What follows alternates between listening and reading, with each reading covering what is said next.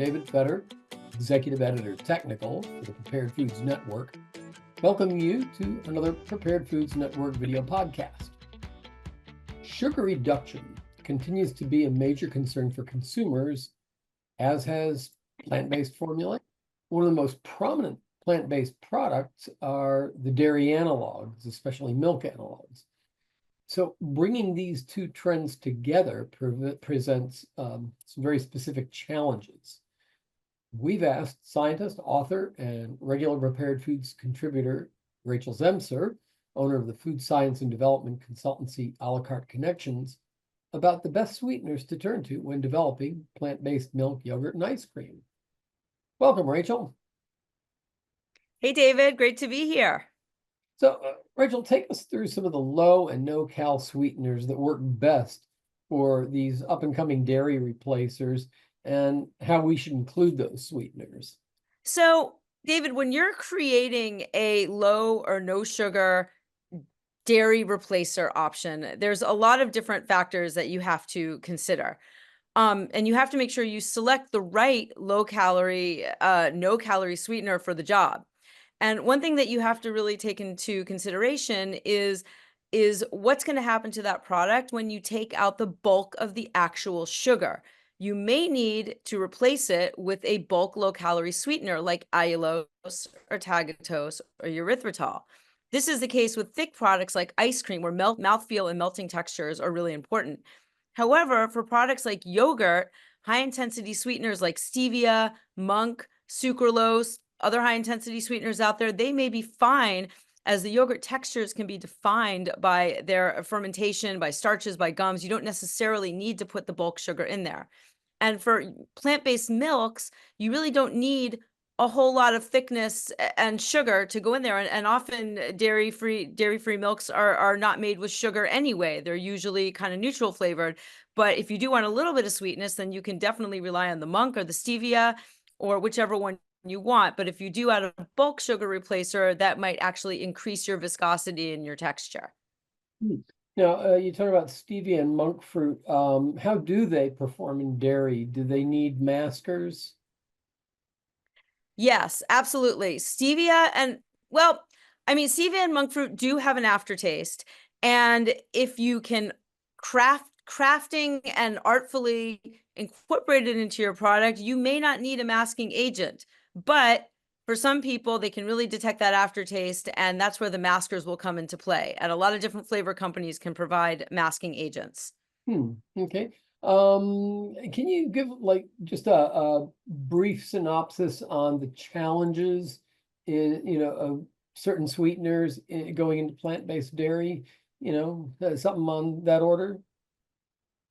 Yeah, so every sweetener has its pro and its con. So allulose, for example, is a great bulk sugar replacer. It tastes really good. It doesn't have as strong of an aftertaste as some of the other sweetener replacers, sugar replacers, but it is important to make sure you know where your product is going to be sold. Certain stores are not okay yet with allulose. Allulose, there's also some FDA limits on how much allulose one can put into food. Right. So starting with allulose, it's a bulk low-calorie sugar alternatives, and it gives the product weight, bulk, and mouthfeel. It's a great option to use in products like ice cream and yogurt because it doesn't have a strong aftertaste, and it can make up for the sugar that's been removed. It's important to be careful about how much you use, though, because the FDA does have some limitations on their website. It does also have about 0.4 calories per gram. And while it doesn't have to be listed as an added sugar, it does have to be listed as a carbohydrate on a nutritional panel. So it's just important to keep these facts in mind. Now, another bulk sugar replacer is tagatose, and there's some challenges with tagatose as well. Tagatose does not have much of an aftertaste. And the problem, though, with tagatose is that it has a lot more calories per gram. It's got 1.5 calories per gram, so it's got almost half as much as sugar. So while it does give you a good sugar reduction, it doesn't eliminate the calories from the sugar.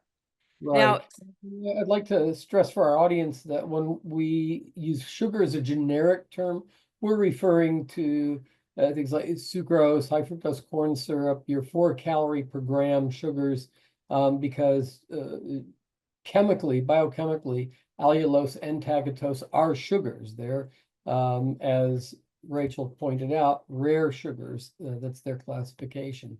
Anyway, sorry, do go on. Yeah. So stevia and monk fruit they don't have any calories. You use minuscule amounts, but they don't give you the bulk and the texture that you need that occurs when you take sugar out of the product. So while they can work well in things like dairy-free milk products or possibly some yogurt products, and they can also be used in conjunction with an allulose or a tagatose or erythritol, by themselves, they don't really give you the bulk replacement. So they have certain applications that they work best in, but not all applications. And like we mentioned earlier, there is a bit of an aftertaste, so sometimes masking agents have to be used. Mhm. So what about fruit sweeteners? Such as? There's carob sweetener out right now that's gaining popularity, date sugar, coconut sugar, all the way to some of the syrups like a raisin syrup or a grape syrup or even a sweet potato syrup. I guess that's a two. So But yeah. these are all great options to use instead of sugar because they're cleaner label and they look good to people who don't want to see just cane sugar on a label or a corn syrup on a label, but they do have calories. They are usually 70 to 80% sugar, depending on which one you select. And they can also impart a flavor profile that you may or may not want in your product. You might not want a raisin flavor in your yogurt drink or in your ice cream. You might not want a maple syrup flavor in your ice cream. You might want it there, but if you don't, it's going to be there because it's coming directly from that product. Same with coconut sugars and other fruit and vegetable sweeteners. Very good. I know we didn't have a whole lot of time for this today, so I really appreciate your taking a break so that we could have this discussion. Delightfully informative. And of course, we've only touched on the highlights of the subject. I'd like to remind our audience, reach out to Rachel at A La Carte Connections if you need any help formulating or reformulating your plant-based products with these or other sweeteners. Or anything for that matter. And thank you for joining us today. We'd love to have you back, Rachel. We always like having you back. And so I hope we can do that soon. Thank you again. Big thank you to our audience for joining us. You'll find a lot more of Ms. Zemser's contributions to our network. She covers challenges in food science from every angle. Just go to the preparedfoods.com. Type her name into the search. Also, if you go to Prepared Foods Store at preparedfoods.com/products, you'll find her ebook, The Food Business Toolkit for Entrepreneurs. Again, I'm David Fetter, Executive Editor Technical for the Prepared Foods Network. Thank you for joining us. Until next time.